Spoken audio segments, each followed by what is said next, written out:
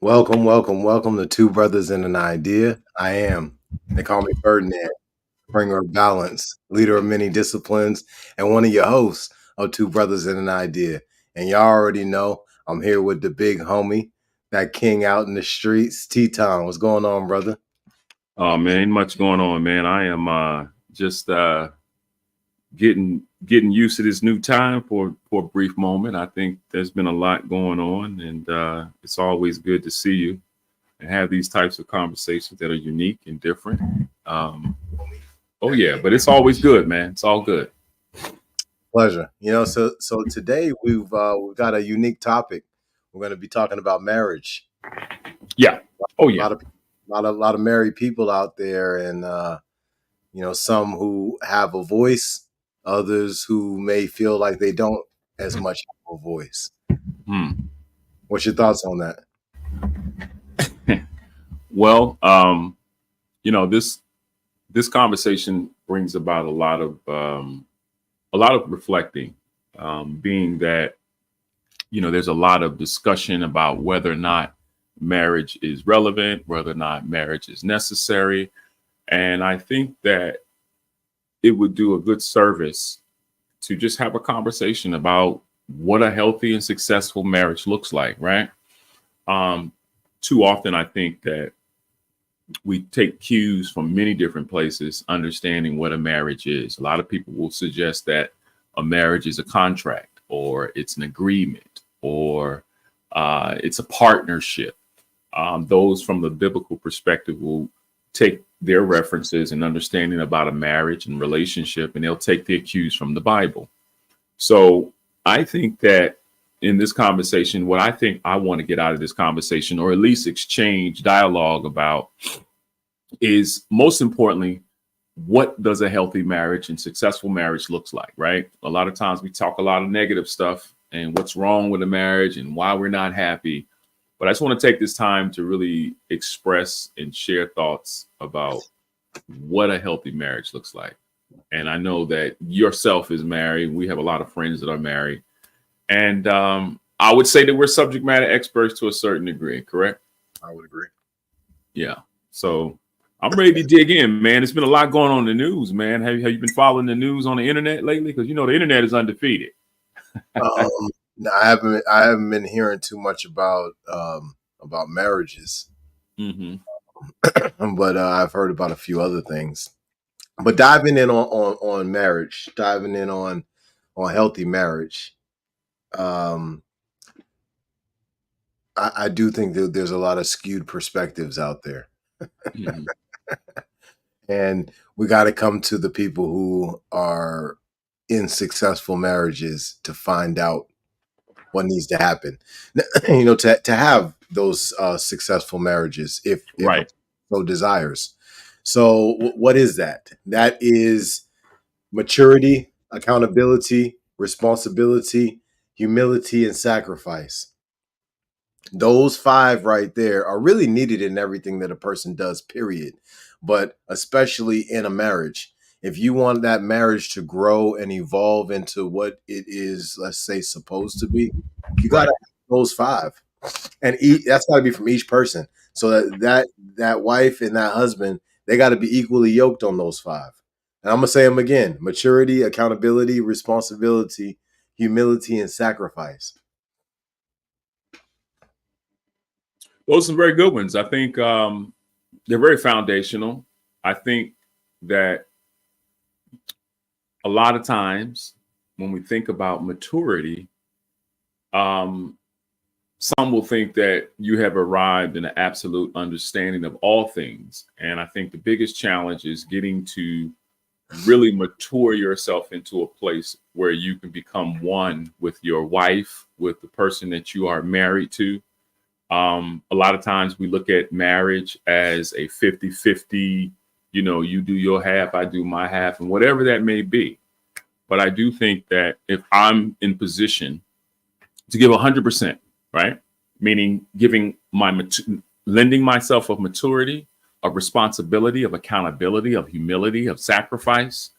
I think there's some reciprocity in that based upon what you are reflecting, right? So sometimes we want women, right? We want a wife, but if we're not reflecting what it is that we desire, then what representative is showing up? You understand? And so when you get to that place where marriage goes beyond the honeymoon stage and you get into that stage where you really is time to start building and sustaining what you have agreed upon, it requires a lot of work, man. And I think that we don't understand the kind of work that it takes. I know that I didn't understand it early on in my early 20s, but I thought that what I was doing in light of, having a child on the way was one of the most responsible things to do, right? You think you get someone pregnant and now you want to become a father. You want to be responsible to that child. You want to be accountable to that relationship. And so too often, a lot of information that we have been given, whether passed down from family members or passed down from other members or other relationships, you have to find that relationship or that chemistry or that or that connection that fits the woman that you have selected or you have identified as your wife, right? And so that means you got to be marriage ready. You just can't come into marriage. You just can't come into a relationship and oh, I want to be married. You have to know exactly what it is that you're looking for, and what all those things and all those great qualities that you're seeking should be qualities that are already reflecting from your own behavior and your own lifestyle, in my opinion. That's a really good point. That's exactly where I was going to go with it. Is we got to be what we want to have. So if we want to have a certain type of character out of our woman, or Right. the women want a certain kind of character out of the man, yeah, you got to show up to the table with that. You want trustworthiness, you got to show up with it. You want you want love, you got to show up with it. You want sacrifice, you got to show up with it. Humility, you got to show up with it. And these are the things that sometimes in America, maybe, we're not learning these things ahead of time. I do think that something that would be very beneficial for people who are getting married is marriage counseling ahead of time. So marriage counseling is I think something that would kind of help to bring down the divorce rate. We got a lot of people who they probably step into marriage, don't really understand exactly what they stepped into, and then next thing you know, 6 months to a year, 2 years down the line, 3 years down the line, boom, Right. And there's there was a powerful union that had happened, but now that powerful union has completely fell apart because you didn't really understand what you were stepping into. You was more so thinking about a lifetime, but you wasn't thinking about a lifetime. You was thinking about the party, coming down the aisle with the ballerinas coming down the aisle, and you got the feathers everywhere, and all the people that showed up to give nice gifts and all that. That's just one day. That's just one day, out of the experience, the first day of the experience. And then from there, we've got to start to come into this reality that this is about building a life together with someone. Mm-hmm. Exactly. And so one of the things that my wife and I are working on, as you talk about building a life together, is being able to look at some key principal things that we both agree on and establishing a foundation for the family, right? We need to have direction. We need to know where we're going. We need to have a goal. We need to have a plan. But most importantly, when I look at this plan or look at these types of conversations, it doesn't just include a plan for me as an individual. It includes a plan for the family. It also includes a plan for my wife and I. And of course, for her own time, she needs to have a goal set and what she wants to accomplish. And I think a lot of times we have imaginary ideas about what it takes to build a healthy marriage. But I think what is important is that you be healthy, because anytime that you're entering into a marriage unhealthy, whether that is dealing with past traumas, dealing with all kinds of things that you hear about and what people talk about concerning marriage, I think that it becomes problematic because we're constantly having to deal with past issues, past feelings, past emotions, and you're bringing that in. You're bringing something in from one relationship into another, And I think that presents a series of difficulties, if you agree.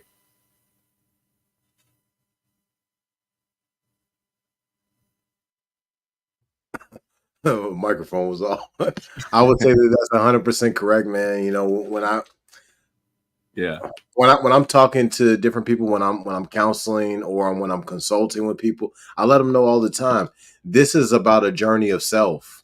You know, Hmm. like within my own marriage, I'll use my own marriage for clarity purposes to make this really lock this in. Right. I focus on integrity of self. Like that's a really big important thing to me is focusing on keeping my own word. And the reason why that's so big is because it makes it easy to keep the vows of the marriage, for better or for worse, because I'm focusing on doing right by myself, doing right by me every day. And doing right by me makes it very easy for me to do right by my wife, to do right by my children, to do right by anybody else who I give my word to. So this is something right here that I think that more people need to put a focus on, is going down the pathway, that journey of self that they need to go out on, so that they can have the understanding that they need to have of what their triggers are, what kind of dependencies that they have, and understanding their levels of where they're at in maturity, accountability, responsibility, humility, and sacrifice. Because you need to have a strong understanding of you in those spaces and in those disciplines long before you get into a marriage with somebody. And now you're supposed to be operating on the for better or for worse stuff, right? And the things can get real worse. There can also be some really good things that happen, but the reality that we've got to come to is we got to take care of self ahead of time, and then move into these situations of having a partner. Yeah. I will say this without any shame, right? I was married before for a little over 20 years. I got married very young. Probably was in my turning 21, 22 years old, 22 years old. And during that time, as you mentioned, being understanding who you are, knowing yourself, and really having a healthy, mature perspective on relationship, you're talking about a 22-year-old young man who's living in a foreign country, who is experiencing the military, and really is just experiencing life for the first time, right? And so, what I reflect on, and even through the course of those many, many years, what I reflect on, to your point, was, what it is, what was the why, and then what it is that I had to learn to sustain a healthy marriage. You figure, you get married, you have a child, now you're 22 years old. You're like, okay, what I do with this? My only point of reference is what I saw my parents do and what I saw others do. But the why is, did I get married because she was pregnant? Did I get married because I wanted to have a family? In my mind, I thought I was doing the right thing. And so now, on the heels upon being married for nearly almost remarried for 3 years now, I find a lot of time self-reflecting and really understanding the importance of knowing me and knowing, how to calibrate myself and being able to communicate more properly and more healthier. A lot of challenges that I've had is communication in some extent, learning about how a person communicates. If someone communicates literally, then I have to really understand that I have to be mindful that this person communication style is different than mine. And so the expectation is not for me just to be understood, but also to listen and to understand what it is that I need to communicate with my wife or with my partner, so they can understand my needs as well. And I think communication is a very important thing. And to me, um, sometimes we can be a little lazy, right? Or we can automatically assume that that person understands what you're saying, how you're feeling. And so this journey alone, as it relates to being with a wife, I found myself really doing a lot of self-reflecting. Okay, I remember this. Let me turn the dial here. Let me correct this. Matter of fact, let me find a book to read. Matter of fact, let me get on the phone and get some insight on how to do certain things in the best way, in the most healthiest way. And so it requires a lot of work, a lot of sacrifice, and a lot of dedication. But at the end of the day, you will find great joy when you look over and you have a beautiful wife, you have a beautiful partner, you're married, you're happy, but you have a plan. And that plan is to sustain yourself, to build, to create, to build and sustain this healthy family. And you're always, and I'll say this, you always are going to have challenges.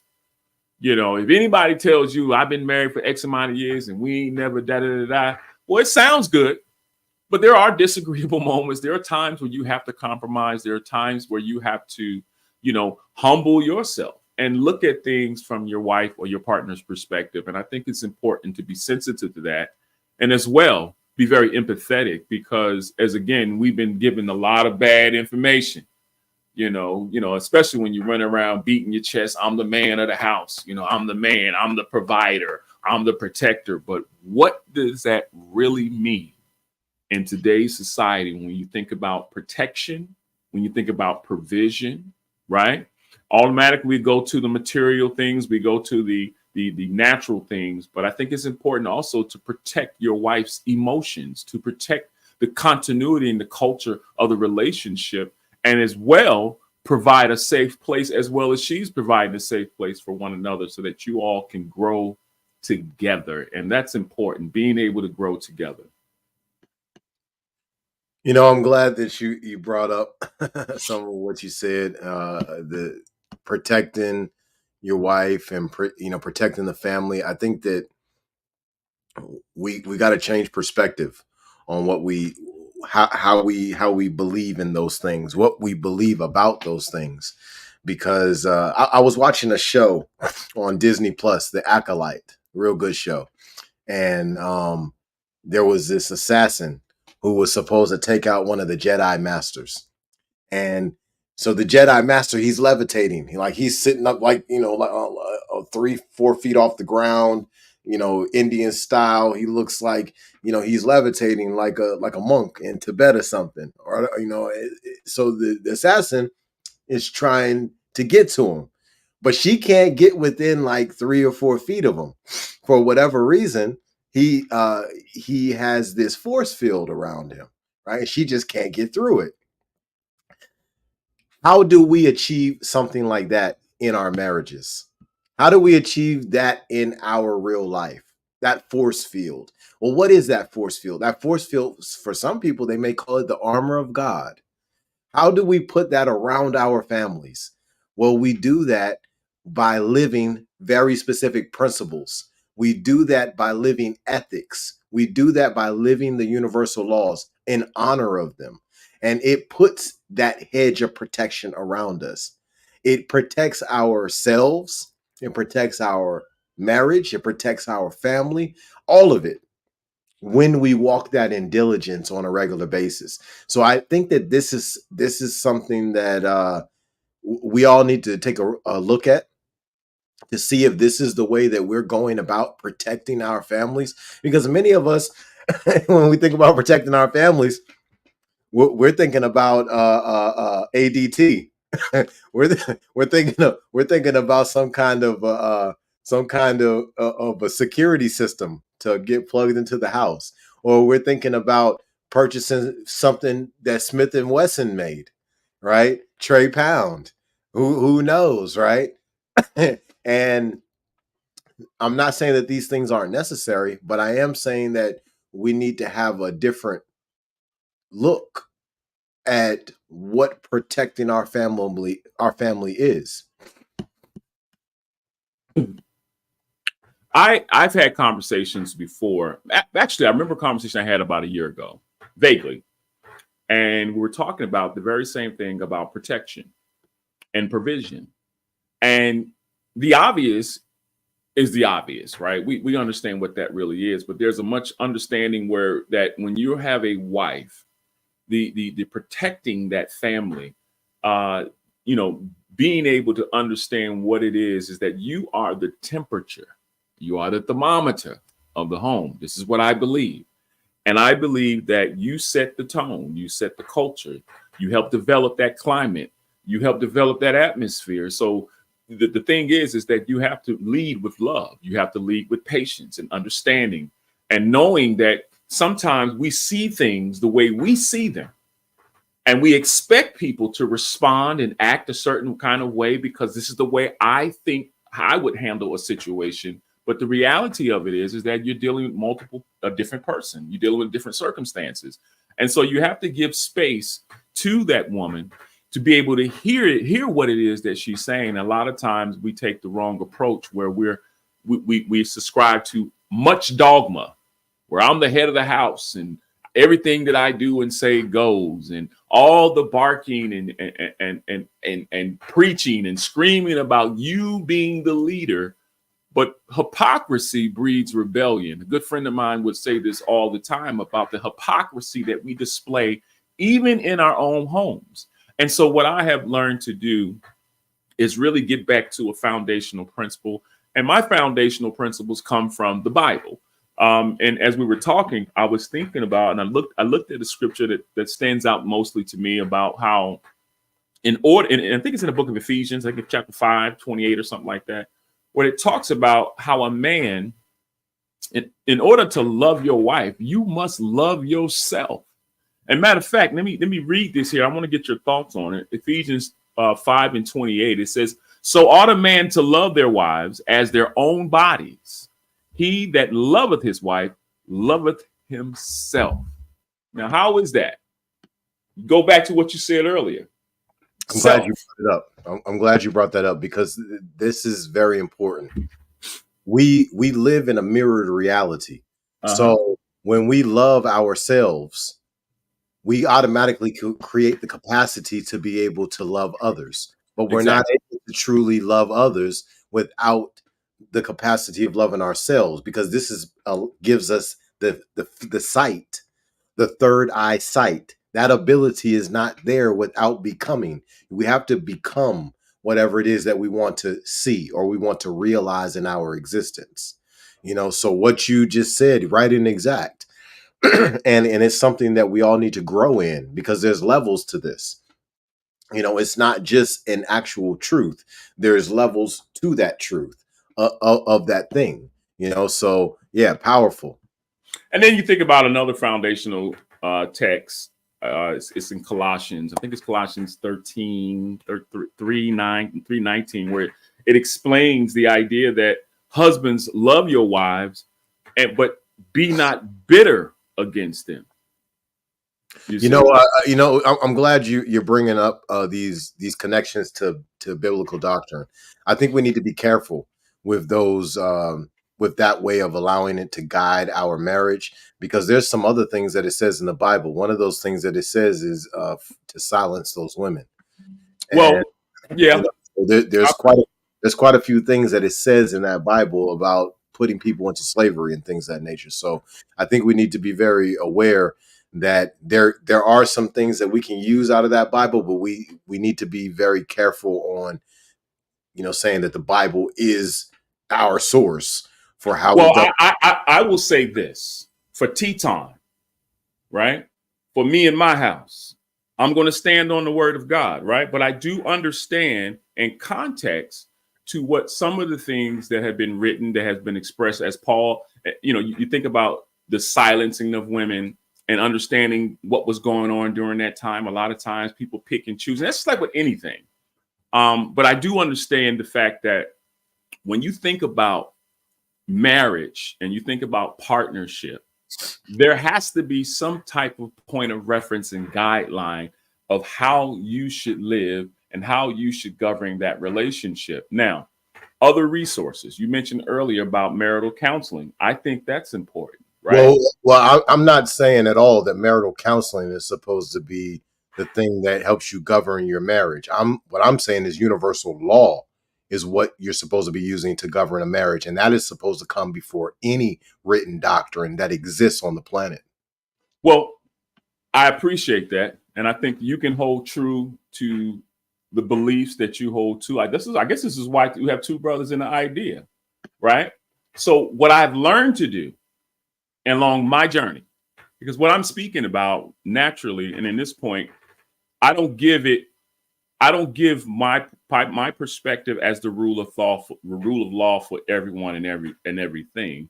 The perspectives that I hold true to is what I've experienced and what I know to be true based upon myself. So I want to make sure that it is clear to those that I am not here to throw anything upon anybody and how they should do what they do. But I'm going to stand on what I stand on and what I believe, because I found great relief, great success, and what it is that it takes to develop a healthy relationship. Now, meaning this, whatever you choose. Now, this is for the people down the end of the hall. Whatever you choose to help guide you, that's your choice. As long as your objective is to have a healthy, successful, loving marriage, and so that you can reproduce yourself and recreate what it is that you built. Because a lot of times, and I'm sure you can agree, Ferdinand, today in times we're living in, you know, a lot of people have given up on marriage. They've given up on relationship. It's more or less now, give me 3 wives, give me 4 wives, give me 2 husbands. Hell, you know, it don't matter. You know, Well, do as I will. I gotta chime in on that because I don't really think that that's fair when you say people are giving up on marriage and give me 2 husbands, give me 3 wives or whatever. Because when it comes down to polyamorous or polygamy type of relationships, we're talking about since the beginning of time. That's nothing new. That's actually the norm. Is those things that you just explained. Now they might not be the norm in a westernized society like what we live in, but the reality is in world history, oh, it's absolutely 100% the norm. And this monotheistic way of marriage is the actual thing that's new, and that's facts. Um, Well, although I agree to the historical reference point, remember, Tetaun, Lawan, Moffat is speaking for Teton, Lawan, Moffat. Now, I understand what's been around, but I ain't got the energy to have 3 or 4 wives, brother. I ain't got time for that. I ain't got the energy. I'm going to exist right here in this European style, you know, a way of seeing it and experiencing it because it's my experience. Now, to your point, I know that as we talk about marriage and the importance of marriage, I want to segue here is the union. You made mention of equally yoked. When a man and a woman become one, what does it take besides I like you, I like your portfolio, you're a nice person, blah blah blah blah blah. But what does it take for one and one to become one? well, what it takes for people to become one Mm-hmm. is, as I was saying, equally yoked. But what is equally yoked? That is coming together into one mind. We're all in one mind, every single one of us. There's only one mind. But when a man and a woman come together purposefully in that one mind, well, now you have equally yoked. But what is that? That's suggestions. That's reciprocity. That's sacrifice. That's living these laws all simultaneously to self, and then having that commitment to that other person, and now you can fulfill that commitment to that other person. Well, why? Because you've been committing that, you've been fulfilling that commitment to self first. This is a really big piece that is, we were talking about a little earlier, but it's still something that needs to be harped on much more. There's so many people who they just don't understand this. This is a journey of self before it's a journey of anything else. And then you go ahead and you add in the wife, or you add in the husband, and now you can do for the wife or the husband what you've given your word to do, because you keep your word to yourself. So do you find, now that you're married, do you find favor because you have a wife? I wouldn't say that I find favor because I have a wife. I would say that I find favor because it's my birthright.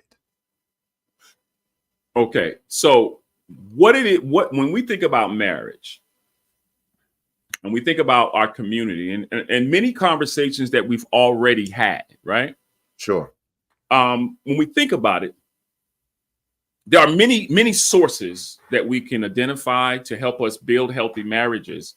But going back to what you said earlier, if I love myself and I spend the kind of things that are necessary to deliver what it is that I'm looking for, when I find that good thing, when I find that favor, when I find that woman that I have chosen to be my wife, it shouldn't take me 3, 4, 5, 6, 7, 8, 9, 10 years, right? Well, I that's should not. be able to see what it is that I desire or what I need, my companion, my partner, someone that's going to complement me, someone is going to help build this family, this thing that we call family, because a lot of people get married for many reasons. Why did you get married? Why did I get married? Why did those that are sitting here watching this conversation, why did you get married? What is the why? What's the why? Well, I would say that the why is it's the higher level of making yourself complete. Uh-oh. Okay. When we're talking about us, we're in this multiversal reality. Uh-huh. We have cycles, Right. right? So on each side of the cycle, we've got positive and negative. We got male and female, Right. yin and yang, Right. right? So to make a cycle complete, we might have not necessarily marriage, but we would have a man and a woman coming together to create new life. Uh-huh. You get what I'm saying? Oh, yeah, absolutely. Absolutely. So marriage. Now let's go back to marriage. Let's go ahead and let's touch what you were just saying. Because when we talking about marriage, what is that really? That's a union where families are coming together to try to stop from slaughtering each other. That's a union where people are coming together to make sure that there's favor with popes and kings and all of that. That's what marriage is about. Now, there's a lot of people out here today who may have decided to change their perception on marriage, but it doesn't change what marriage actually is. Marriage is about bringing powerful families together so that they can either pool their resources or they can stop from killing each other. Okay. That's historical, but let's look at Oh, that's not historical, brother. no, That's well, hold happening on, hold right on. now today. One second. One second. I want to be able to have this conversation in the lunchroom, right? For sure. Not in the university, but I get what you're saying. But what is so beautiful about marriage? What is so wonderful about I think that's a subjective thing to each person. it? Like No, to you, in for your me, opinion, in your experience, right? What do you find wonderful about the woman that you have chosen as your wife and that relationship? What is so great about that marriage? I would say that one of the great things about marriage is having somebody with you who is the other half, and it's easily seen that they're the other half. Now, some of their things that they do, obviously, it may kind of Yeah. irritate you a little bit, but when they kind of come to the other side of the polarity of that same thing, you sitting back like, man, I really love this Mhm. person. Well, Mhm. why? Right. Because of the Right. certain energies that they're bringing to the table that helps to fulfill you, that helps to complete you. So if the other partner is designated to complete you, to fulfill you, right? How is that to be if you've already came complete, you've already came whole? So you got two full holes coming together to make another whole. That's how it's supposed to work. That's exactly how it's supposed to work. It's supposed to be two balanced individuals. They wouldn't necessarily be two cups that are running over that they can't get anything else. They can't get any more knowledge. They can't get any Right, more lessons. right, No, two right. people who are balanced And yes, they come together and then they create a balanced relationship, a balanced higher level being. But this is not what we're seeing too much in these civilized societies today. Well, my hope is, when I think about my marriage, when I think about my wife, I see her as a helpmeet, as we would, hear and understand. But I also see her as my friend, my favorite human, somebody that I can talk to, that I can have a conversation with, someone I can spend quality time with. And you're constantly building upon the relationship, not just to have a bunch of fun, but to build a foundation, because there's seasons that happen in marriages. Do we Yeah. agree? And so sometimes those seasons change. And throughout the happy times, everything appears to be a lot easier. But there are times when things become a bit challenging, and you have to find those tools, whether it's conflict resolution, whether it's just sometimes, men and gentlemen, we just need to just be quiet. Sometimes they just want to vent. Sometimes they just want to express themselves and communicate to you from an emotional place. And sometimes we're wired to fix something. We want to solve the problem. Girl, stop all that crying. Hurry, look. What do you need? I got to chime in on this, right? Because I love what you're saying about what what you and your wife have, the communication, the ability that you and your wife have. It is But not always perfect. I think it needs to be noted that some marriages do have that. Some Yes. marriages have that capability. Then there's other marriages that don't, right? So not every marriage is going to be a thing of, oh yeah, I can reach out to my wife and talk to her, or I can reach out to my husband and talk to him. Well, why not? Why not? Well, like I said, not Why every relationship is I'm going not to. talking about every relationship. I'm talking about my relationship, your relationship, and everybody down the hall just listening right now. Well, that's not what I'm talking about. You can talk about that if you want to. That's not what I'm talking about. What I'm talking about is not every relationship has the same type of capabilities. Different relationships have different strengths, is what I'm saying. I hear And I'm you. not even necessarily saying that they all I have hear you. different limitations as well. So these are all things that we need to come into Right. the reality of, because yes, your relationship with your wife may be yeah, I'm able to go and talk and da da da da da and Yeah, all. why not? And like I said, not every relationship. When you say why not, the answer to that is not every relationship has the same strengths. All relationships are Yeah, different. I agree with that. I agree with that. Right. So let me go back to my submission. I am here in this little short 1 minute and 30-second space to talk about what it is, from my lens, my experience, a healthy marriage. And so I'm giving you a perspective from my lens, meaning that I consider my wife my friend, my best friend, my partner, someone I could talk to, someone I could spend time. I enjoy coming home to see my family. Well, keep in mind, Right. I'm So not for I'm not some, sitting here for saying some, anything negative about that. I'm That's not worried I about was that. arguing with you about your marriage. I'm making sure that the people down the hall understand that that's one way. Because if Right. you give that out and you don't give a disclaimer properly, what happens is now you are leading people down a path of destruction, because No, there I'm it's not. not. Now, let's do this. Let's do this. Let's do it this way. Let's do it this way. I led with my lens, my perspective. If we got people sitting here watching this conversation and gonna run down the hall and assume something based upon me speaking about my experience, then they need to log off and go find a counselor. They don't need to be listening to us talk. You got to So keep. I am very aware. Hold We- on. I am very aware that there are distinct differences as it relates to different marriages and how they come together, right? So my conversation is not about giving a directive for people to respond and have an opinion about whether or not their marriages are compared to mine. No, I'm absolutely only speaking about my wife and my experience. And so the idea in this conversation, I want to be able to explore the beauty of marriage and the relationship, because a lot of times we got a lot of talking heads that will spend a lot of energy talking about what's wrong, this ain't right, this ain't right. And a lot of those talking heads hate women, unhealthy, don't like relationships, right? And they find a way to be a content creator. Now, that's just my opinion on that.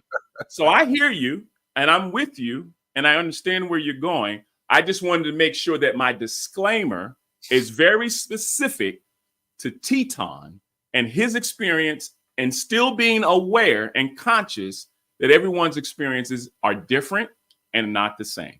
I appreciate you giving that disclaimer, but I do want to be very clear.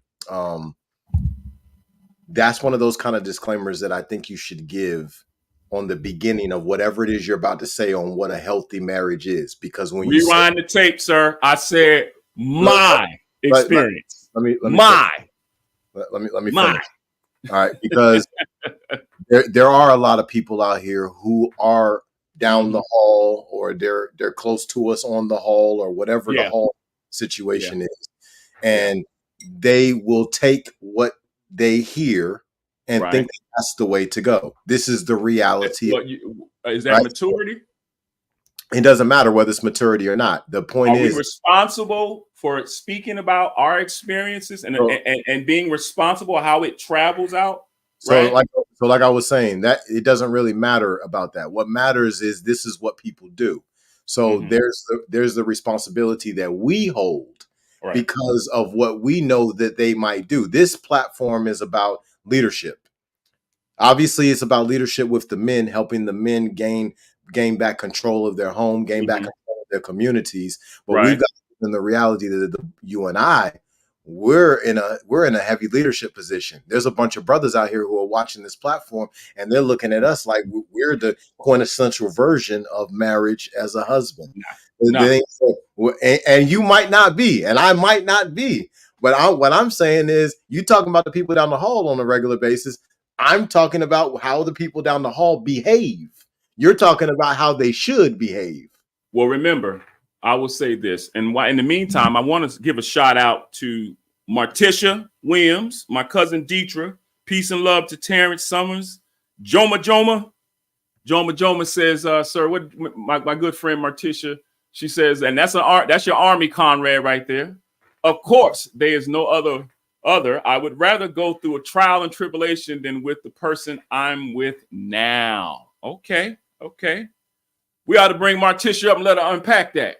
People need guidance, and the Bible is just one source. I'm not religious, a religious person. I believe in cause and effect. Exactly what is being said. The sources that we use, the choices that we use, right? So then I want to look at another conversation, another comment in here, what I found very, very important. Marriage by Joma. Marriage isn't truly about love after the honeymoon is over. Marriage isn't truly about love after the honeymoon is over. Well, let me jump in on that. Marriage isn't about love at all. That's the illusion that so many people have decided to live their life in. Marriage hasn't never been about love. Marriage has always been about a business arrangement. It is a business arrangement. It isn't about love at the actual ceremony. It isn't about love on the honeymoon, and it isn't about love after. It is about love if we so choose to make it about that. But actual marriage is a business arrangement. This is part of the reason why you go to the courthouse and you have to fill out the documentation, because it's a business arrangement. So in that business arrangement, as you expressed and as you shared, what constitutes a healthy marital business arrangement? What does that look like? Well, that's easy. Down the hall. That's integrity. That's reciprocity. That's maturity. That's accountability. That's sacrifice. That's the things that a great marriage has in it. A great communication. No matter how they choose to communicate, whether they write messages to each other or they verbally communicate, or they get on the phone or they text message, but it's got to be consistent and it's got to make sense. But there's got to be a certain amount of integrity to self of each person. And then that way they can give it to each person thereafter. But these are the things that a marriage needs. we're having trouble with those in marriages today. So you're saying we as a Humanity, collective group of people in America, humanity. humanity. Okay. Well, I think that a lot of times, when I think about a healthy marriage, I think about unity. I also think about love. I also think about all of those things as it relates to accountability, responsibility, reciprocity, and all of those things that we talk about. But I do understand that when you're taking a man, let's just for the sake of the conversation, and you have a woman, right? And you're coming together to establish a family, which means having children or children that are already a part of previous relationships, it requires the ultimate sacrifice, right? And what is that ultimate sacrifice? You're going to sacrifice a lot of your time. You're going to be focusing not just on your needs, but the needs of the children, the needs of the woman that you have chosen as your wife, the needs of the family. And so being able to put together a plan. A lot of times we get into marriage with no plans. The honeymoon feels good. Everybody just showed up with the camera and the faces and the pictures and all that kind of thing. But now as time goes on and that phase or that season transition, it's time to get to work. What much more work do we need to do if we don't start with, as you mentioned, self? Being ready for marriage, being prepared for marriage. What does that look like? I talk to my daughters all the time. One of my daughters is just recently married. She's probably been married for about a year and a half ago. I have another daughter. And we have these conversations. What to look for in the man. And unfortunately, to your point, there is a lot of issues and there's a lot of things that are happening. What is that? Oh, you plug in your, what's that? The sacred woman? This is and that's bad, bro. That you just did that. This is one of those books right here that you and we need to have utmost reverence for. Now, why would you say that? Who's the author of that book? This book is called Sacred Woman. Okay. And it's written by Queen Afua. Now, this book right here has the solution to all the things you were just talking about. Now, I'm not telling you it has a solution. I'm telling you it has the solution to all the things you were just talking about. All the ladies, they need this book. And the men, all the men need this book. This is not just a book for women. This is a book for all of us. It's just tailored to women. But the information therein, it solves every single problem you just talked about. Okay, so let me ask you this. If you are able to have all the perspective and the knowledge or the gnosis of what it is to be married, and we do all of these things as a man that is required, then should not your wife, right, see what you are doing and either she gets on board, she models it, or what? What is it that if I'm vibrating, I'm doing all this wonderful stuff, should not my wife be right next to me? Well, if I'm setting the tone, I'm setting the example. Well, all right. So what you're saying in theory sounds great, but that's not how reality works.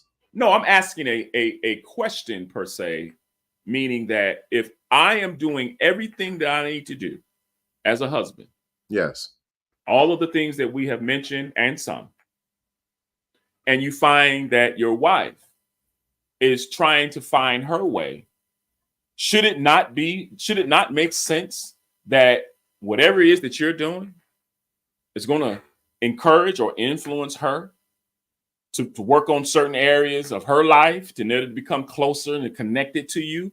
Or is it that you do your own thing and at some point she catches up and figure it out on her own? How things make the most sense in my mind is whoever is not as far on the positive side of the path would follow whoever is on the side of the positive path. But we got to live in the reality of how things actually are versus what we want them to be. It's one thing to have idealism. It's another thing to have realism. So the reality is there's resistance in people. The reality is there's fear, guilt, doubt, and disbelief in people. The reality is some people aren't as strong of a leader. They're not as good at displaying these behaviors that they should be showing in front of their spouse. There's a lot of different factors to this that needs to be thought about. So when you say what you say, it sounds like you're talking with more of a sample size of what works for you and your wife, which I can No, appreciate. that's not what I'm saying, sir. That's not what I'm saying. Here's what we're going to do in this conversation. That's not what I'm saying. And I don't want my words to be documented or misconstrued. What I'm saying to you, sir, is very simple. Hypocrisy breeds rebellion.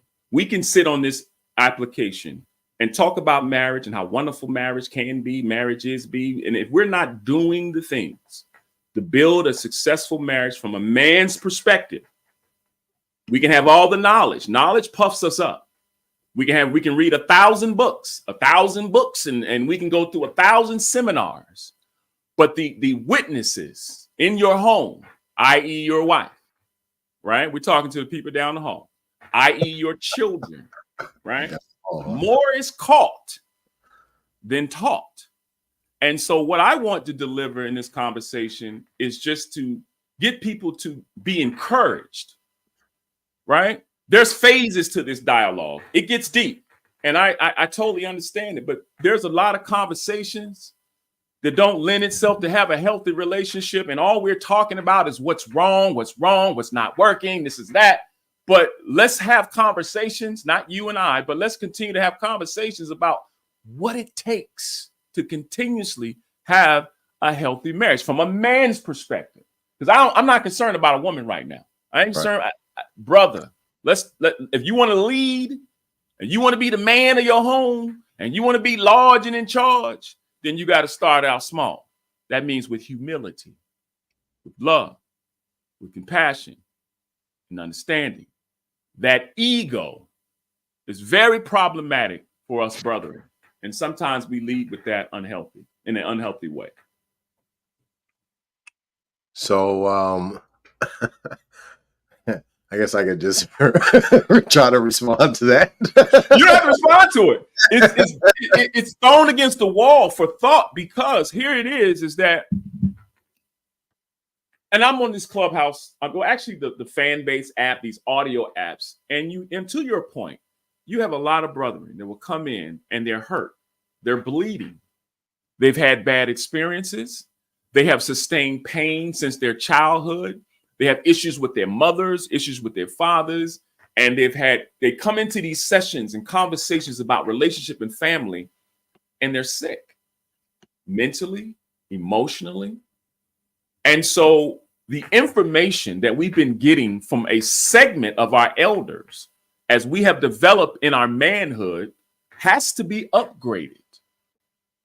It has to change. We have to have a new way of looking at situations and circumstances, because again, you got sisters out here that's getting it. Right? I disagree with what you're saying, and it's not even. What do you disagree? What do you disagree about what I just said? We don't need any new ways to do anything. Here's what I'm saying. Let me. You're literal. Let me give you perspective on what I'm saying. When I say, hold up. So what I'm saying is, is this: new ways.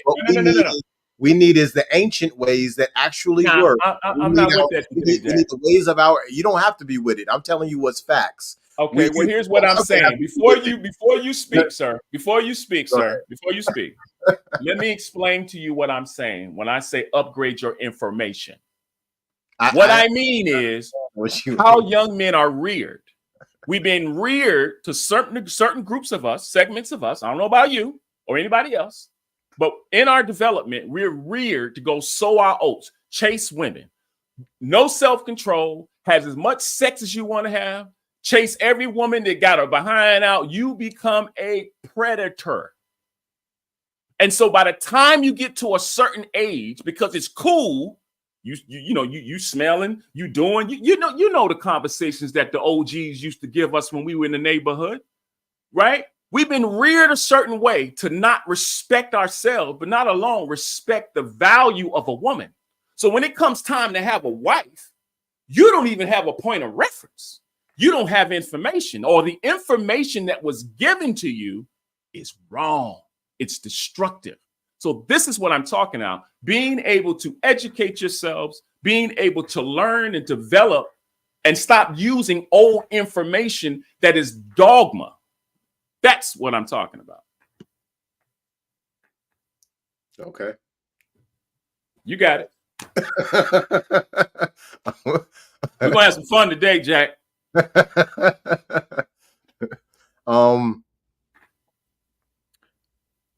We don't need new information. We don't. What we need is to get back to our ancient ways of our ancestry. Our ancient ancestors handed us the answer to everything that we needed to learn and to know to be prepared for having great relationships with our spouses, great relationship with our children, and great relationships with the people around us in our civilized societies that we choose to be in. So these are things that all right, you know what? Let me make this very clear. How do we get back to those ancient lessons? All right, great question. We've got to get into meditation. We've got to trust ourselves. We've got to know thyself. When we get back into that space, what happens is now we start to read off of the book of life, the real one. Not the Bible, not the Quran, not the Analects of Confucius, not the teachings of Buddha. No, the Akashic records, the book of life that's written on your DNA, that has all of the information that you ever needed to know, past, present, and future, all available simultaneously. We need to get back into that book. That book will tell us the way forward. That book will tell us the way backward. That book will tell us the way of right now. And we are struggling because so many of us are trying to read other doctrines and calling them the way of life, or the way, the truth, and the word of God and all this other stuff. No, man. We need to get back to what actually works. And what actually works is us tapping into the one mind that is. And we do that through meditation. We do that through clairaudience. We do that through clairvoyance. We do that through telepathy. We do that through telekinesis and many, many other ways. But part of the reason we're struggling in marriage is because we're not tapping into those things. Well, I've had some success. And I had some success with this right here, right? As one tool, but I've had some success. What I find that's important for me, right, is that being married before for 20 something years, and everything wasn't all bad, right? 4 beautiful children. But this is two brothers and an idea. Right? Although our ideas may be different, I believe what I believe because it's worked. It's been tried. It's been tested. I'm not running around trying to galvanize people with religion. No, I'm not. But what I know is, as I read upon the scripture, as you mentioned universal law, and you went into meditation, which I think it is great to meditate, but a lot of things that we're meditating on, we're not even prepared to deal with. And so I think that there has to be a detox. We got to be detoxed, meaning we have to get rid of a lot of the old junk. And we're talking about men. I ain't talking about women. See, a lot of men don't understand how important it is to be honest and be transparent about what their experiences are. A lot of times we find room for many excuses to why I can't show up for my wife, why I can't show up for myself. We'll blame systemic, we'll blame all of these different things as the reason why I can't be responsible, I can't be accountable, I can't display reciprocity, I can't be compassionate. Right? All of these things should be coming from you. And so the way I see it is that it's a continuously battle between a multitude of ideas and a multitude of theories and a multitude of doctrines and all of these things. But what I'm telling the audience today, that I'm going to stand on what I found to be successful. I'm finding love. I'm finding the peace. I'm finding the joy. I'm finding the business. All of those things that we're talking about right now as it relates to marriage, man, you know, you have to find something that fits and fits according to your lens, according to what you have established and what you find healthy for you. But how do you find all of these things if you don't have a point of reference, right? If you're spending countless hours listening to a talking head like us, if you're not seeking out healthy information and resources and tools to be a better man, a better human, you know, are we reading? Are we studying? Are we studying ourselves? Are we learning? What are we doing? What should we be doing? No, I'm glad that you brought up that we got to find some kind of a way to make it work for ourselves. Right. I also think that it was interesting where you was like, all right, well, you know, I got to do what works for me, and what works for me is this book, right? You brought up this Word of God. That's right. All right, that you call the Word of God. Right? So Absolutely. I'm glad you brought that up.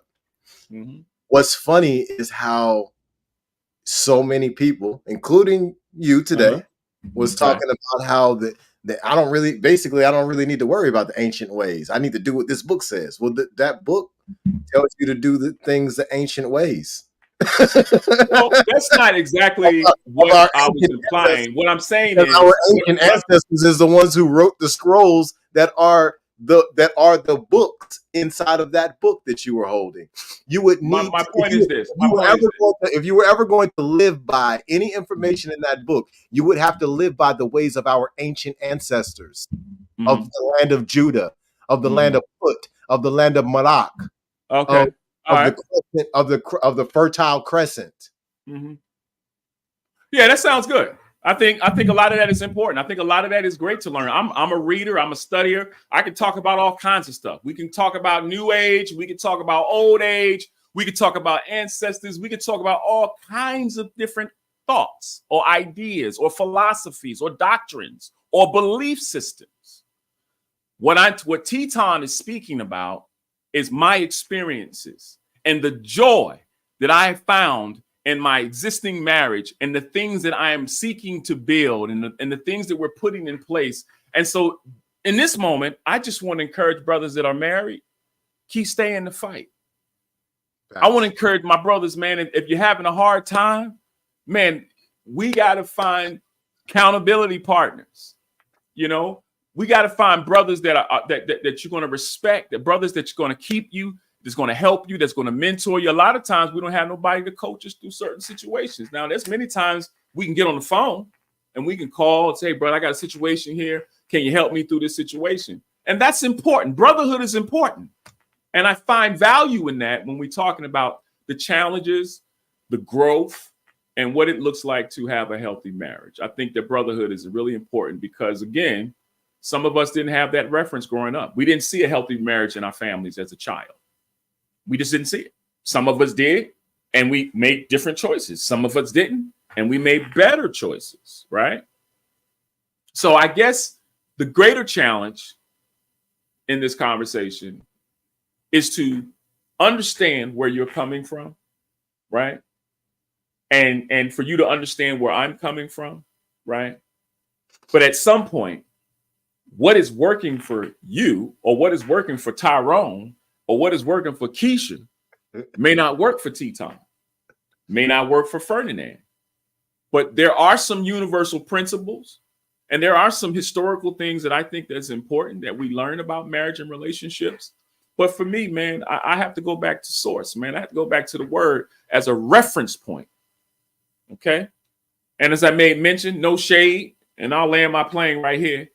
No shade to, you know, you want to go back to the ancestors and ancient history and have 3 and 4 wives and all that cool stuff, then have fun with it. Do what you do. Well, that's not what I said at all. I'm not talking about you. I'm not talking about you. Don't center yourself. I'm not talking about what you. I'm not talking about you. I'm generally speaking in terms of what's happening socially, where it's becoming something old and ancient and historical has become this popular thing. in conversation about, man, I need to be a polygamist. I need to have polygamy. I need to have 3, 4 wives. I need to have 2 wives. How great it is to have 2 wives. Okay. Touche. You have 2 wives. But for me and my wife, bro, I can only handle 1 woman, sir. But that was just to that commentary that we mentioned earlier, man. So give me your thoughts on what you see in the future when it comes to healthy marriages. What is your vision, or what it is that you perceive in the near future when we talk about marriage? What does that look like? To be honest with you, I don't really see a healthy future for marriage right now. Mm. I think that it's going to be some decades before we see a healthy future. Right now, Mhm. we're sitting in the midst of a zombie apocalypse. This is happening in real time. I know it sounds funny, but this is actually happening. And when I talk about zombies, we're talking about people who don't have proper control of their nervous system, and they're insatiably running after something. Well, Mhm. the vast majority of people are insatiably running after money while their nervous system is consistently breaking down. This is a zombie Yes. apocalypse. This is really bad what we're dealing with. That's 100. And 100. when we're dealing with a problem this bad, I don't see relationships with people getting better until the people choose to be better.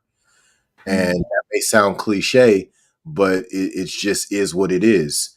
Each person would have to individually decide, you know what, I want to be a better person. I want to consume more responsibly. I want to eat healthy food, whole from the earth. I want to sleep properly. I want to have proper exercise, proper sun intake, proper Yeah. water intake. Yeah. And then what happens is we see the decision making of each of these individuals drastically change. Then we Yeah. start to see relationships drastically change as a result. But we don't see the proper change without the change of self, of Mhm. caring and loving for self. Mhm. There's too many people out here right now who don't have a love for self. I was talking to somebody just the other day, and we were talking about being better husbands. We're talking about being better fathers. Right. And one of the things that he told me was that, yeah, I'm doing this and that, because of the love I have for my wife. And I said, well, what about the love you have for yourself? He was like, oh, man, I don't really, it is what it is about me. I do this for the family.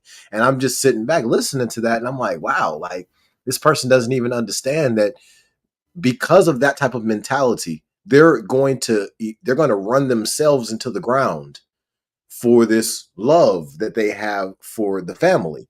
But the love that they're supposed to start with is the love for themselves. And then now it becomes this cup that's consistently running over that you can pull. Right. You're like, all right, here you go, wife, love. Here you go, children, love. It's not supposed to be a thing where you gotta keep pulling love from nowhere. Like that doesn't make sense, but there's a lot of people doing that, and as a result, you've got Right. you got all kinds of diseases manifest. You got all kinds of financial problems manifest. You Right. got all kinds of different issues manifest as a result of these individuals trying to pull from what does not exist. So you Mhm. start with self. That's every person, no matter who it is. And this is how we get marriage on the path of making some sense. It won't be on a path of making no sense in civilized societies until that happens. Well, I understand that. I think I see, and I'm looking at this from a different perspective, right? I'm not looking at it. Like devil's advocate is coming. A different perspective. Huh? So here's how I see this, and you can humor me if you choose. When I ask that question, I think marriage in the future is going to be amazing for my children. Um, I think I foresee my grandchildren, my great grandchildren. I foresee my children, growing in a healthy marriage. Because I just believe, man, if the father in the family, the home does what he's supposed to do, and he sets the standard, right? and if he does what is necessary and what is honorable to the Most High, honorable to God, honorable, not just for the sake of just being a man, but being concerned about your future of your family. So I got to set, we have to set better examples, even in our speech, how we communicate to our wives, how we communicate in general. Children are watching us. Our other people are watching the stage. The cameras are always rolling, right? So when you think about the likes of the future of marriage, when I think about it from my lens, and I'm sorry if I'm, to all you revolutionaries out there that says that, hey, you just talking about you, but what about the people? No, I'm talking about my children, my legacy. They're able to see the fall, the rise, how I handled challenges, how I was transparent, how I dealt with life, how I overcome, how I stood, all of those things our children are watching. And so I think that for my family, for my children, I anticipate great success. I anticipate challenges, but I believe I'm of the belief that there are going to be some successful experiences based upon the choices and decisions that I made as a father. Well, make no mistake about it. I appreciate what you just said, and make no mistake about it. I know that for my lineage, for the children that come after my children, there you go. Yeah, I already know that. Here we go. That it's possibly a great experience for them. And the reason why I say possibly is this. There's two sides to these stories. They're not marrying their brother or their sister. Absolutely. They're marrying people from a whole nother family. Right. So that is a piece of the equation that cannot be accounted for. It can. It can. You can equip them with the tools of discovery, right? So, for example, if you're able to tell your son or your daughter, I'll just use me for example. I was able to sit down with my daughter and say, hey, I can give you everything that needs to be given to you to understand a man and understand relationship. But it's your responsibility to find out enough information about the man that is seeking you as a husband, as a wife. You need to know about his family. You need to know about his communication, his relationship with his mothers and fathers and that whole thing, because that doesn't guarantee anything. Say again? That still doesn't guarantee anything. What's the amount of guarantee? Listen, I'm not trying to guarantee. I'm not trying to guarantee anything. The point I'm trying to make is there's a different side of the conversation when you equip your children with the tools to be able to see what it is that they need, right? Or to pivot, to make decisions. If they don't have anything and all they got is the internet and all they got is some talking head on a YouTube page, bruh, yeah, we in trouble. But right. If I can look to my left and see what my father was able to do, the mistakes, the challenges, if I can look to my right and see what my mother was able to do and see how they came together, how they build, and know that there's no perfect way, right? At least your child has hope. Because if there's no foundation and if there's no point of reference and all we doing is just pontificating about how great marriage is and there's no example of it, then in comes the rebellion, sir. In comes the confusion. In comes the chaos. Because everybody's trying to do something that is trendy, that is popular, that is cool. You understand what I'm saying? And so I just think, man, marriage is beautiful, man. If you handle if you're doing what is necessary and honorable to build that woman, to encourage that woman, to love on that woman, to understand that that woman is not only a weak vessel or a weaker vessel, but she's actually great and mighty and strong and full of wisdom. When are we going to start listening to our wives and not just listening to our egos? I think what you're saying and what you're bringing to the table is important. I think it only fits a very specific group of people. When we talk about listening to our wives, we got to take into reality that a lot of the wives are sick, and so are the husbands too. So when a lot of us not listening, well, that makes perfect sense. What's coming out is not making sense from most of the people in these marriages. It's the reason why the wife isn't being listened to and the husband isn't being listened to and the children ain't being listened to. Well, why? Most of the time, nonsense is being talked. So how do we change that? We change that by lifestyle changes, and this is an individual self journey that has to happen from each person. They've got to start to eat what's whole. They got to start to consume what comes from the earth. They got to start consuming sunlight more, water more, minimize the processed foods to elimination, minimize the shellfish, minimize the flesh, period. All of these things need to happen for what you're talking about to happen. Because what you're talking about right now, it sounds great. It sounds amazing. It ain't realistic until people make those changes. Because without the changes that I'm talking about, what happens is you get people like yourself who I would consider some of the cream of the crop. You might not make all of these changes and might be able to force yourself to do what's needed for you and your wife to have great communication. But the vast majority of people, they're not having no good relationship, no great loving relationship Well, let's do this. Let's without do this. without changing the way that they consume. That's not happening. Okay, let's do this. How many people we got in the room? Let's take a survey. All right, Mr. Census, let me know. Because when I speak or when I'm communicating, I'm not really specifically speaking about a solution for everybody.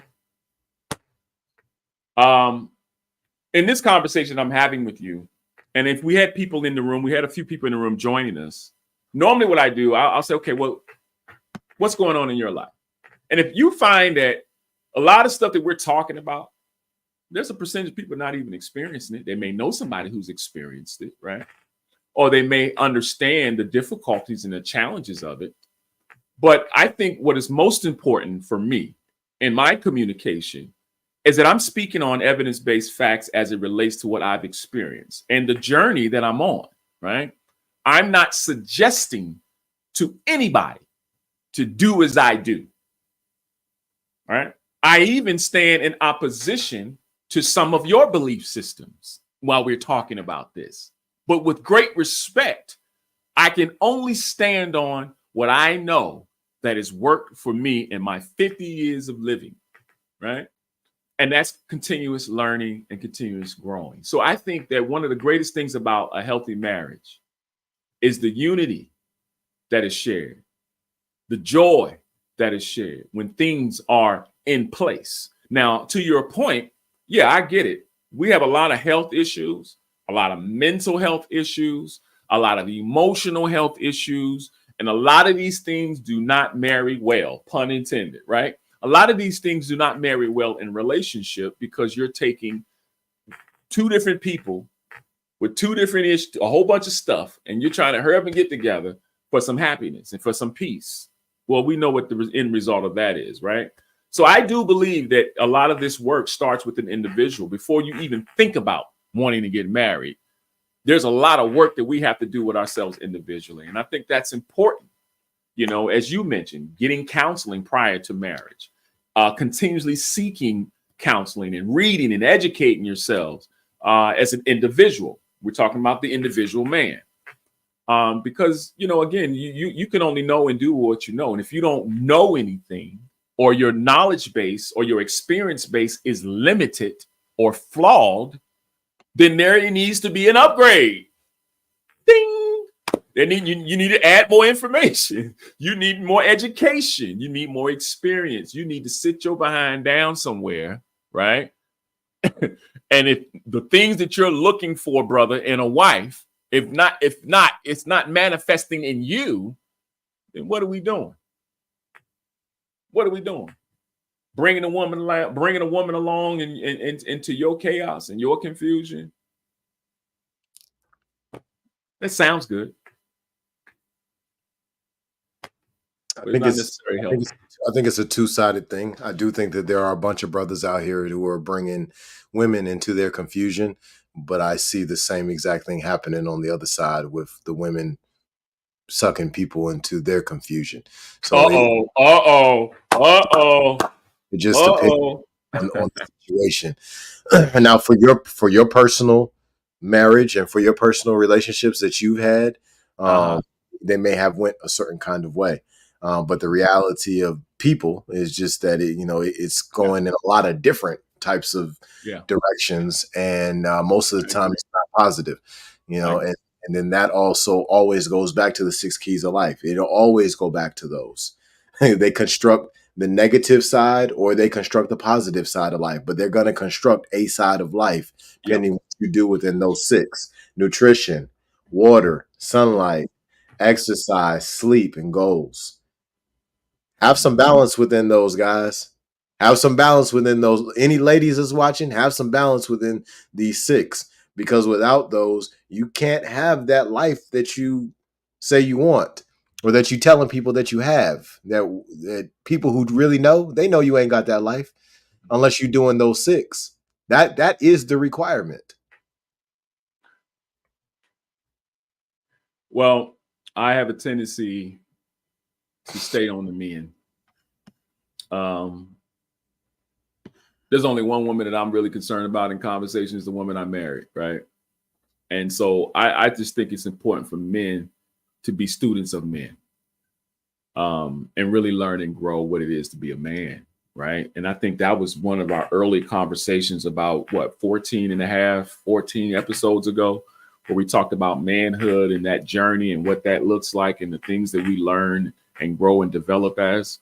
And so if I'm desiring a wife and I'm desiring a healthy marriage, then to your point, I got to be healthy here, mentally, physically, emotionally, right?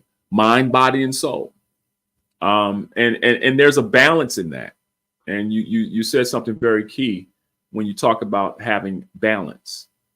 We can't be one far on one end and one far on the other end and expect to us to walk in concert together in agreement. Um, what I found is beautiful with my wife and I, when we talk about building a healthy marriage, being able to sit down and plan things, holding one another accountable to certain tasks, and building together and working for a goal. We're putting together a 90-day plan. You got a 90 days. This is what we're going to work on for the first 90 days. We're going to work on for the next 60 days or for the remainder of the year. Having expectations and meeting those marks. And to your point again about the sunlight and healthy, man, I find so much joy sitting out there on my patio in the sun early in the morning, to your point, going out walking, exercising, finding healthier ways of eating. I will continue to plug your brain boost. If you, matter of fact, let me tell y'all something. Brain boost right here. Take a good look at that right there. Now, these are natural supplements. You can get them at, we get those at, my brother, at roottribe.com, or is it Root Tribe? And what I found, man, when we really start eating healthier, taking care of your physical body as well as your spirit, I just see things in a very unique way. And I'm so grateful for an opportunity to have another wife, to have a wife, right? To do this thing in a healthier way, to build a foundation, not only for now, but for the future, man. So I'm forever grateful.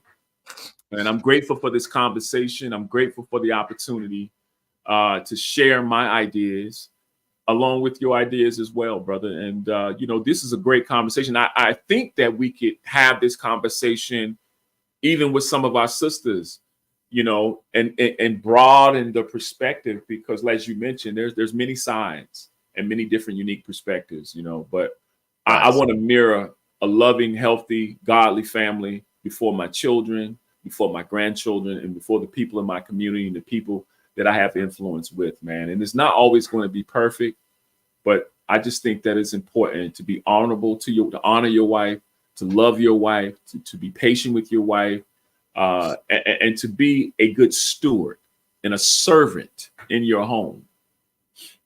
I would agree that it matters. All of those matter. I think the thing that matters the absolute most is is building core integrity to self. Uh-oh. This is Unpack that. core integrity to self is super important.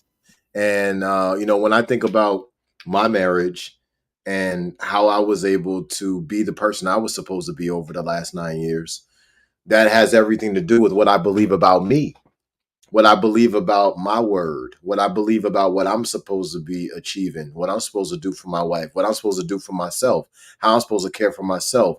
Well, what I believe and what I know about myself, knowing thyself, what I believe and know about courage of myself, integrity to myself.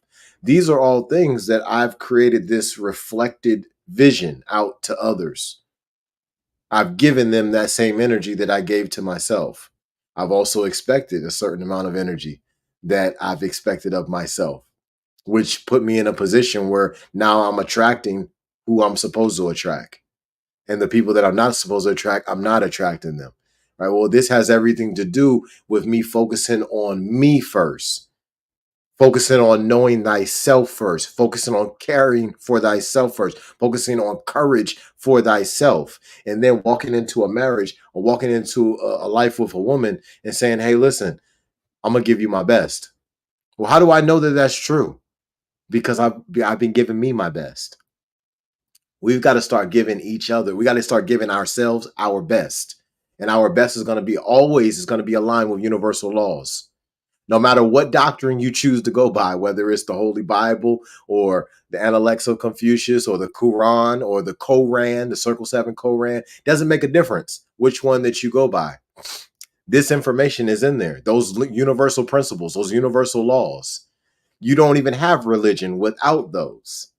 Those universal laws and celestial alignment and ethics and principles is what makes up every single religion that's in existence. So every single person needs to get familiar with universal laws. They need to get familiar with the law of suggestion. They need to get familiar with the law of reciprocity. They need to get familiar with the law of sacrifice. They need to get familiar with the law of neutralization. They need to get familiar with the law of gravity. They need to get familiar with the law of mind, no matter which one that it is, because these are what actually governs the way that we move and the way that we live, and the things that we like to manifest in our lives is governed by law. And there's only one law that governs it. It's called universal law. Well, Two Brothaz An Idea. That was a great idea. I just believe that in the future, my prayer and my hope is that you, myself, and many others, man, find it within ourselves to continue to grow and learn and be better human beings. I could sit here and talk about many different things, but one of the most important things for me is that when I leave this planet, I'll take a page out of old Miles Monroe book, and not to be exact, but when I leave this planet, man, I want to make sure that there's no more books to write. There's no more things to create. I've given it everything that I could possibly have given it. You want to leave empty. I want to leave this joker empty, bro.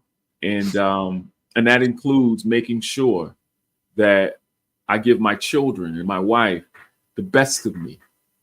I have great days ahead of me. And so I just want to encourage our brothers and sisters out there, man, that, it's easy to give up. It's real easy to give up, but it's equally easy if you have a changed mind to stand in the fight. And a lot of times that fight is not the other person. It's you. It's me, and a lot of times we don't understand that. And we have a tendency of pointing our fingers at her and she did, the woman, if she wouldn't have, she shouldn't have, she shouldn't have. But she's only reacting a lot of times off of you and what pace and what tone and what temperature that you set in this course of the home or this course of the journey that you call marriage and relationships. And so, a healthy mind, a healthy body, a healthy soul. It's always what I would stand on. And I feel great, man, being able to have these conversations, whether we have similar opinions or not, whether we agree or not. I just believe that by the end of the time when they close that casket with Teton Moffat on that Joker, ain't nothing to talk about. Ain't that much more to talk about. You know, I want to leave this Joker empty, and when I give it my shot, and I want to be able to, you know, encourage other young brothers and sisters, man, you know, that have been a part of this journey called relationship and marriage, man, to keep staying in the fight, you know, and making sure that you love yourself. Because if you don't love yourself, then what work or what effort it is to try to love somebody else? You're going to mistreat that person as much as you mistreated yourself. And sometimes you pick the wrong people unintentionally and suffer, right? So that's where I'm at with it. You know, I'm hopeful. I'm happy. I'm encouraging you and many others that are listening in this conversation to continue to engage with Two Brothers in the Idea. It get a little good cop, bad cop. It get a little pasty every now and then, but these are authentic conversations, and I appreciate my brother Ferdinand for lending his platform for these types of conversations. Salute to you, sir. Thank you. I appreciate it. It's my pleasure. You know, I want to make sure I reiterate this to everybody out there. I think what Teton just said is powerful. We need to keep diving in deep to self. But I do think that we all need. It's not even I think what I know is that we all need to dive deeper into the 6 keys of life. If you didn't hear what the 6 keys of life are, here they are again: nutrition, water, sun, exercise, sleep, goals. These are important to make sure that you are hitting balance within these. It might seem like Ferdinand just saying I'm the same. Trust me, I'm not. I'm telling you that if you want a healthy marriage, you got to focus on these. There's no getting around it. If you want a healthy relationship with your children, you got to focus on these. If you would like to have that new promotion at your job, you got to focus on these. If you want your business, maybe you're a business owner and you want your business to go to the next level of magnitude, you got to focus on these 6. It doesn't make a difference what it is you want to do better in life. Anything you like to do better in life, you got to focus on the 6 keys of life. And if you think you're going to do better without these 6, destruction is right around the corner. Chaos is right around the corner. If you want success, if you want to go to that mountaintop and be able to stay there, and you have earned being there, you got to focus on these 6 keys of life. This is lifestyle. And if you got these 6 in balance, the things you'll be able to achieve with ease will be anything. This hat, this is what it says is I can do all things. It's part of the reason why I wear it while we're doing the podcast, the mastermind library, community roundtable, or whatever it might be. Well, why am I wearing that? Because of the suggestion of me knowing that on my crown, I got something that says I can do anything. Well, why can I do anything? Because I actually focus on these 6 keys of life. And without a focus on those and creating balance within them, you lose so much energy that you didn't even know you lost until years later when you measure yourself up against a couple of your peers who was doing stellar stuff for decades. Yeah, I found great joy. You know, I've always loved outdoors. You know, my wife and I, we always love, you know, the beach, going out there, sun, and just experiencing nature, right? Yes. We'll take a lot of walks to the park. As a matter of fact, I have a little secret place that I go to by a creek, and there's a lot of trees, and, you know, I get up under the little coca sack, man. I sit on that little rock, man, and I really take that time and reflect, to meditate, to really think about what it is that I need to be doing. You know, a lot of times, you know, we get frustrated, whether there's conflict, whether there are goals that are not being accomplished. And so what I find is beautiful, man. I pull off my shoes, Ferdinand, and I'll sit up under that tree, man, and I'll sit up over by them rocks, man, and I'll listen to that water, listen to them birds, man, and I'm full of gratitude, being grateful that I have another day, that I have another opportunity to get it right. I have an opportunity to make a change and to pivot and to find that peace that I seek, man. And so there is truth to that, you know, being able, you know, I haven't eaten seafood, brother, in like almost 2.5 years. Very minimum when it comes to eating heavily and the fast food and the processed foods. So I will agree to that, man. It's making me stronger physically. It's giving you better perspective. Your brain is not fogged all up. Having a nice glass of tea with some herbs in that tea, and to be able to soothe your cells, and healthy eating, how we're supposed to eat upon the earth, man. That's key. But one of the most important things that I will leave the conversation with today was that I think we should not waste time. Time is valuable. Time is precious. Time is important. But time does not wait.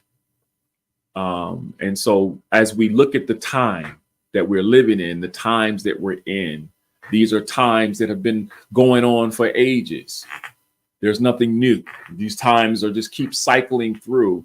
I think that we should find the most time to gather your family, be able to teach and train and teach and educate your family to the things that are most important. And even to what you mentioned earlier about the 6 keys of life, being able to share those things with your children. A lot of our children are not getting the tools and the education that is necessary for them to handle social stress, right? Absolutely. And so the respect that I have for what I have observed as we talk about yourself, your babies that will come up on the podcast every now and then, and the things that you share about what you're doing with your children, it's remarkable. And that is important so that when your children become of age, they can go back to the library of Ferdinand. They can go back to the book of Dad. They can go back and, sit amongst the feet of the elders now and duplicate and advance those technologies, right? Those educational things, those spiritual principles, and those policies that you have bestowed upon your children. Can you imagine? How old is your son now? He's speaking Hebrew. How old is he? He's 2. 2 years old. And you're reading to your son. So, brother, I commend you on your dedication and your effort. And I just hope that, we continue to have these conversations, because I think at the end of the day, man, if you don't stop growing, then you don't need to be here. If you stop growing, then what's the point of being here? There's no need to exist in this life that we live in if you don't keep developing and become a better version of yourself for your family. Yeah, I agree with you. I appreciate that. Thank you so much. And I love what you're doing with your family, the communication styles that you and we talk about. I've even adopted a couple of them and tried them out myself. So it's about building. Yes, It's about being in a village and trusting those individuals with various strengths, trusting them with their strengths to help your family, that family, that family, and now we all are uplifted as a result. So yeah. But thank you to everybody who came through and tuned in to Two Brothers and an Idea. We've made it to episode 15. We got episode 16 next week, and we're looking forward to every one of y'all being here. Tetaun and I, we've been doing this podcast for some months now, because we're focused on enhancing and empowering those in community to take back control of your community, to take back control of this earth, so we can help heal the land and we can heal the families, right? And it starts with each person individually. So thank you for being here and listening, and hopefully you go ahead and start walking that path and encourage somebody else to walk that path, and then they encourage somebody else to walk that path. Train the trainer, each one teach one. This is what this is all about. This is the only way that we are going to rise, and that's together, right? So until next time, expose your gift.